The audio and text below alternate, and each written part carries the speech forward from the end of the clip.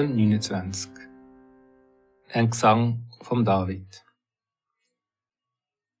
Ihr Wesen im Himmel, jetzt traget vor ihm die ganze Herrlichkeit zusammen und alle Macht, wo sein Name verdient und alle Glanz.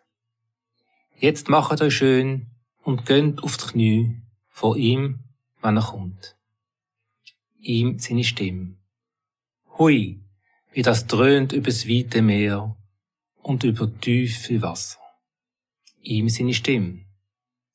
Hui, ist die gewaltig und schön.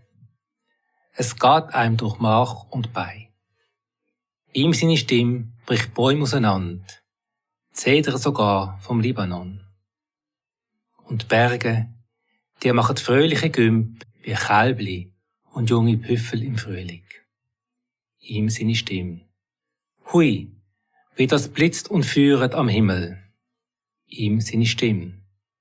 Da zittert die Wüste. Erdbeben tut's in der Wüste von Kadesh. Ihm seine Stimme. Da kommen die Hirschkühe in die Wehe und tun gebären im Wald. Und wenn sie verhallen, ihm seine Stimme, dann ist es ganz still.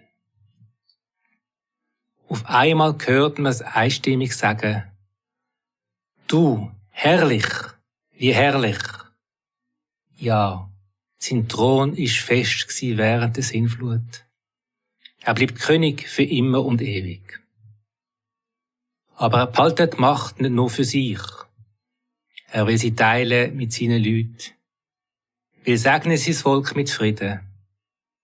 Ja, das ist wahr. Ja, so ist es. תהילים כ"ט. מזמור לדוד, הבו לאדוני בני אלים, הבו לאדוני כבוד ועוז.